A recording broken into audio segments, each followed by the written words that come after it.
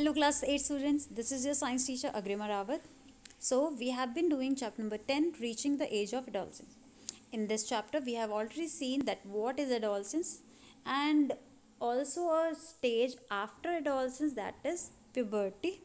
Then we have been talking about the hormones that are secreted by the endocrine glands.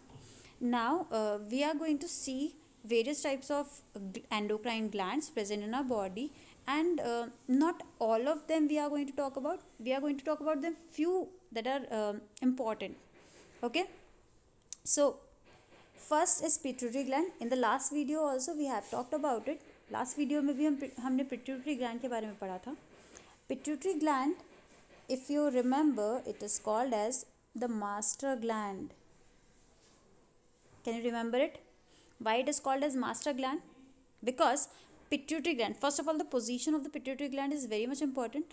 With the positioning you can exactly recognize that what the function of the pituitary gland is.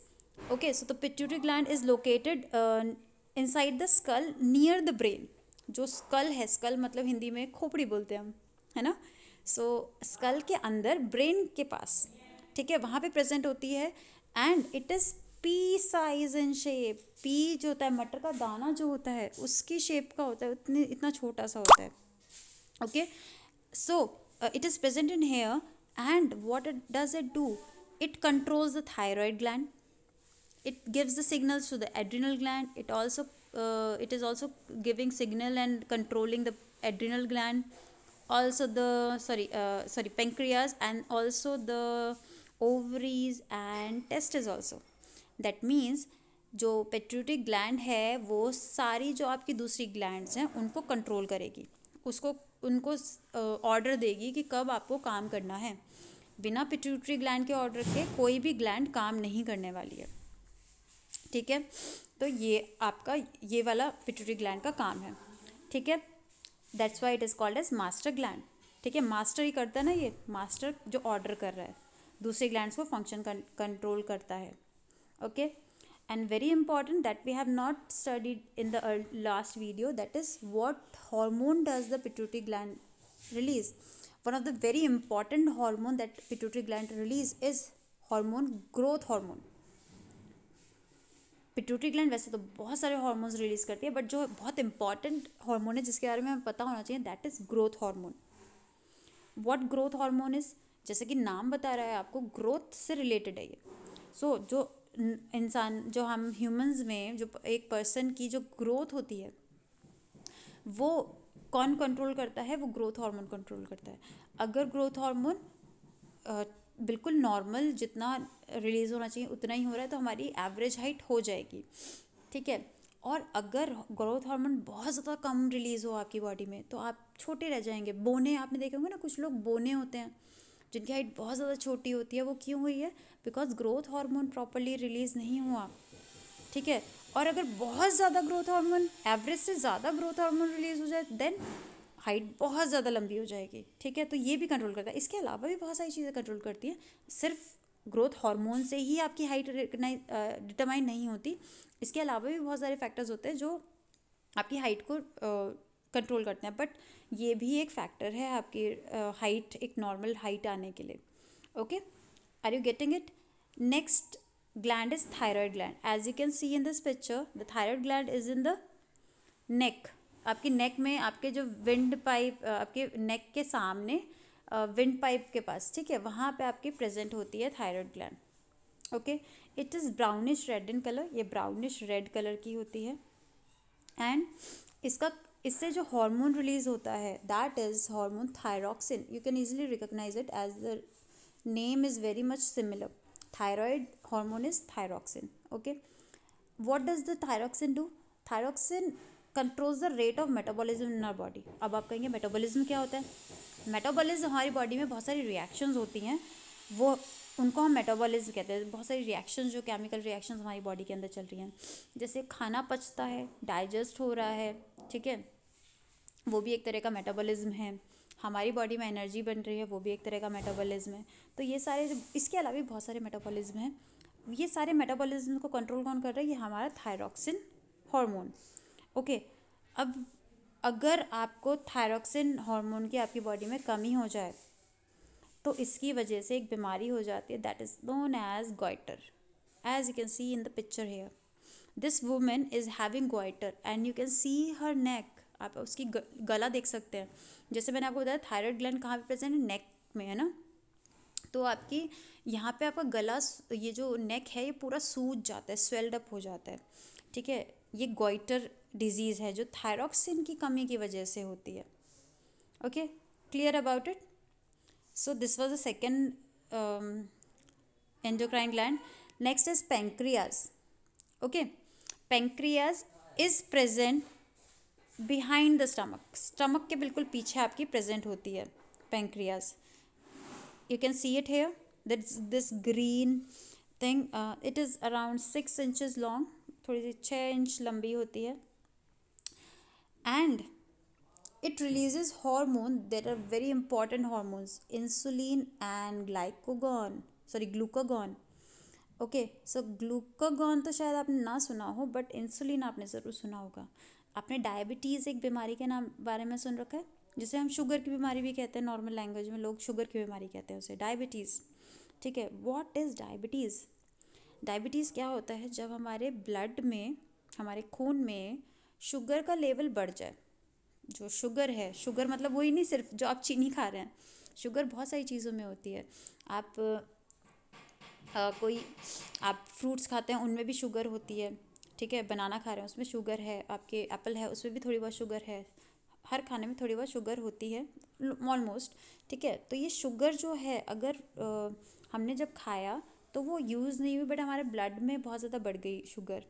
ठीक है, तो insulin क्या करता है, उसको maintain रखने का काम करता है. शुगर या ग्लूकोज शुगर ही है. ठीक है, तो इंसुलिन मेंटेन करके रखता है हमारे ब्लड में ग्लूकोज का लेवल या शुगर का लेवल.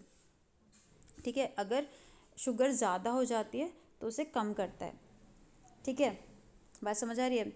तो यहाँ पे लिखा हुआ है the insulin activates when the blood glucose level are high. जब आपकी ब्लड में, खून में ग्लूकोज का लेवल ज़्यादा हो जाए तो इंसुलिन एक्टिवेट हो जाता है. वो कहता है अरे अरे ग्लूकोज बढ़ गया है ब्लड में, जल्दी जल्दी से कम करो.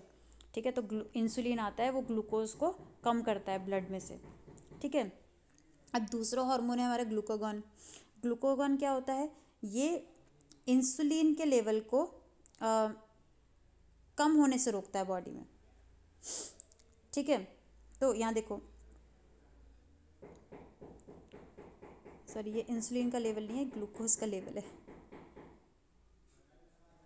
अब देखो, अगर हमारी बॉडी में, अब मैंने बोला कि इंसुलिन तो कम करता है, अगर ग्लूकोज कम हो जाए तब क्या होगा, तब ग्लूकागॉन काम करेगा, तब ग्लूकोज को लेकर आएगा वो ब्लड में, क्योंकि ब्लड में ग्लूकोज की ज़रूरत होती है. ठीक है, हमारी सेल्स को ज़रूरत है ग्लूकोज की. ठीक है, तो कम भी नहीं होना चाहिए ना ही ज़्यादा होना चाहिए. अगर ज़्यादा हो जाएगा तो इंसुलिन आ जाएगा उसको कम करने. अगर कम हो गया ग्लूकोज हमारे ब्लड में तो ग्लूकागॉन आएगा उसे दोबारा से बढ़ाने के लिए. ठीक है, एवरेज जितना होना चाहिए उतना लाने के लिए.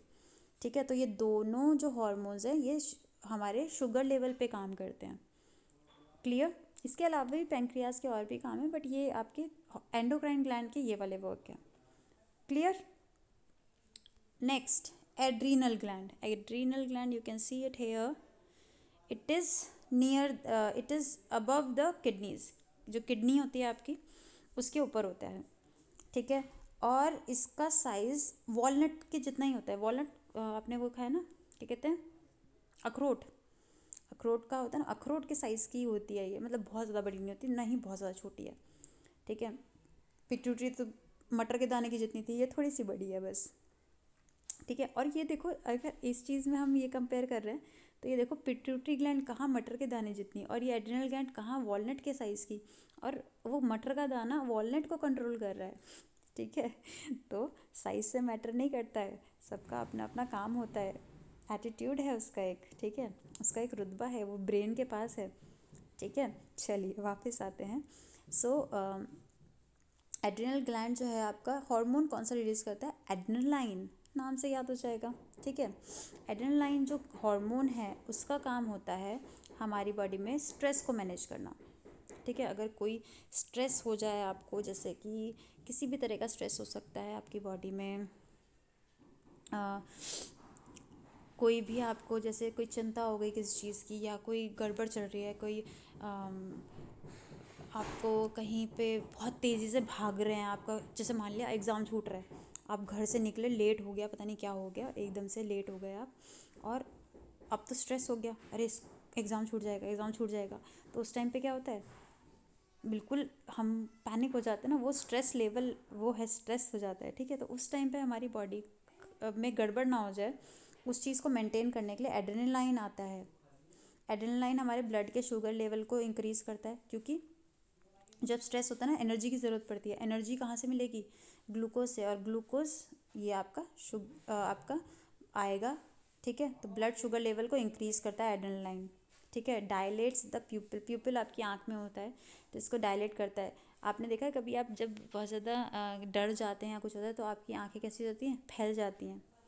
ठीक है, हार्ट रेट को बढ़ाता है। हार्ट रेट क्यों बढ़ा रहा है, क्योंकि हार्ट जो है वो ब्लड पहुंचाता है पूरी बॉडी में। ब्लड पहुंचाने का, ब्लड में क्या है, ग्लूकोज, शुगर।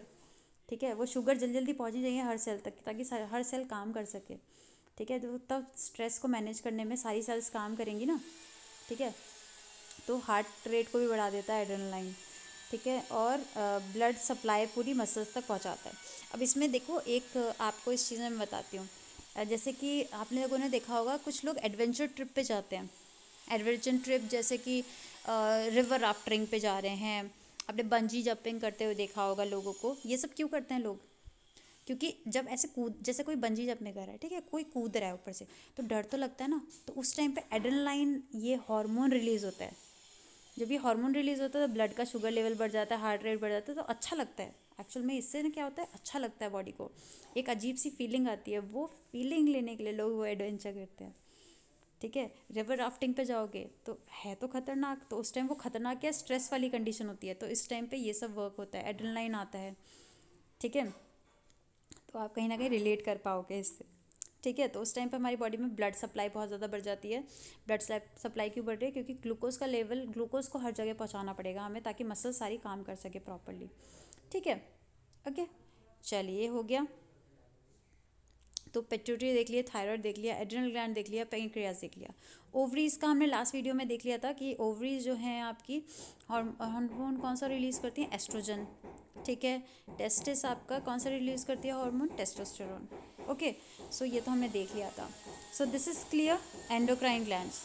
अब हम देखेंगे कुछ हार्मोन के रोल्स, कुछ इंसेक्ट्स और फ्रॉग में भी ज़रूरत पड़ती है इनकी। ठीक है, क्या काम है हार्मोन्स का इंसेक्ट्स या कुछ आपके जो फ्रॉग हैं उनकी लाइफ में। जैसे सिल्क मॉथ होता है, सिल्क वॉर्म देखा है आपने। ठीक है, आपने सुना होगा उसके बारे में, सिल्क वॉर्म जो है, और कुछ फ्रॉग्स वगैरह, ये मेटामॉर्फोसिस में जाते हैं। आपने लास्ट चैप्टर में पढ़ा था, ये रिप्रोडक्शन इन एनिमल्स वाले चैप्टर में, है ना। सो मेटामॉर्फोसिस जो होता है उसमें इनकी बॉडी में चेंजेस आते हैं, तभी ये देख रहे हैं ना आप, एग से टेडपोल बना, फिर टेडपोल से एडल्ट तक आता है। ठीक है, ये सीधा एग से एडल्ट नहीं बनता है, ये यहाँ से आता है। ठीक है, टेडपोल वाली स्टेज में आना पड़ता है, तो इस वाली साइकिल को क्या कहते हैं, मेटामॉर्फोसिस, इस प्रोसेस को। ठीक है, अब ये जो प्रोसेस है ये पूरा कब होता है, तो इंसेक्ट्स हार्मोन जो हैं ये कंट्रोल करते हैं मेटामॉर्फोसिस के प्रोसेस को। अगर मेटामॉर्फोसिस का प्रोसेस में ये इंसेक्ट हार्मोन्स जो नहीं काम करेंगे तो मेटामॉर्फोसिस नहीं हो पाएगा। तो फ्रॉग्स में हम एग्जांपल देख रहे हैं फ्रॉग का, और भी इंसेक्ट्स में ऐसे ही कुछ होता है। तो थायराइड ग्लैंड होता है फ्रॉग्स में भी, इसमें से भी थायरॉक्सिन हार्मोन रिलीज होता है, और ये मेटामॉर्फोसिस को कंट्रोल करता है फ्रॉग में। ठीक है, the thyroxine only produces with the help of iodine that is present in the water. अब थायरॉक्सिन, थायराइड जो है थायरॉक्सिन रिलीज करेगा, बट थायरॉक्सिन तब कब प्रोड्यूस होती है, जो ये टेडपोल है ना, इसके जो पानी है, जिस पानी में रह रहा है वहाँ पे अगर आयोडीन है, तो आयोडीन होने की वजह से आपका जो थायरॉक्सिन है वो बनेगा बनेगा तो वो थायराइड से रिलीज़ होगा। ठीक है, अगर आयोडीन नहीं है इस पानी में तो क्या होगा, थायरॉक्सिन प्रोड्यूस ही नहीं हो पाएगा, ठीक है, तो मेटामॉर्फोसिस नहीं होगी, ठीक है। तो ध्यान रखो कि मेटामॉर्फोसिस फ्रॉग में होने के लिए थायरॉक्सिन हार्मोन की ज़रूरत पड़ती है, ठीक है। अगर पानी में आयोडीन की कमी होगी तो टेडपोल जो है, ये टेडपोल ये कभी भी एडल्ट फ्रॉग नहीं बन पाएगा, ये टेडपोल बने बने ही मर जाएगा, ठीक है। आपने पहले एक ऐड आता था टीवी में, आपने देखा होगा, उसमें अभी हमने जो गॉइटर वाली बीमारी देखी है ना, इसे ये बोलते हैं कि ये आयोडीन की कमी की वजह से होता है। आपने देखा होगा आजकल जो नमक आते हैं उनमें भी आयोडीन वाला नमक कहते हैं, आयोडीन वाला नमक खाना चाहिए। क्यों? क्योंकि आयोडीन जो है ये थायराइड ग्लैंड में जो थायरॉक्सिन बनता है उसको बनाने के लिए ज़रूरी होता है। अगर आयोडीन आपके खाने में नहीं होगा तो थायरॉक्सिन नहीं बन पाएगा और थायराइड थायरॉक्सिन को रिलीज़ ही नहीं कर पाएगा, तो ये बीमारी हो जाती है, ठीक है। सो आर यू गेटिंग इट? तो फ्रॉग में इसका क्या काम है, ये गॉइटर नहीं होता फ्रॉग में, इसकी वजह से टेडपोल से फ्रॉग ही नहीं बन पाएगा, ठीक है। और भी इंसेक्ट्स में इसी तरह से ये हार्मोन्स काम करते हैं। Okay, are you clear about it? So these are the hormones, ये थे आपके कुछ हार्मोन्स। अब नेक्स्ट वीडियो में हम देखेंगे कि कुछ सेक्स डिटर्मिनेशन कैसे होता है हमारे यहाँ बॉडी में, और हमारी बॉडी के रिप्रोडक्टिव फेजेस क्या क्या हैं। Okay, so I hope everybody have understood it. चलिए एक बार रिवाइज और देख लेते हैं इसे। ओके, ठीक है, तो हमने यहाँ देखी हमारे एंडोक्राइन ग्लैंड्स। एंडोक्राइन ग्लैंड में जो हमारी सबसे पहली ग्लैंड है वो पिट्यूटरी ग्लैंड है, ठीक है। अच्छी वाली पिक्चर देखते हैं। पिट्यूटरी ग्लैंड है हमारी सबसे पहली, जो जिसको हम मास्टर ग्लैंड भी कहते हैं। इसके अलावा फिर आपकी thyroid gland, adrenal gland, pancreas देख लिया हमने, ओवरीज और टेस्टिस हम पहले ही देख चुके थे। Okay, so I hope everybody have understood it. Okay, thank you.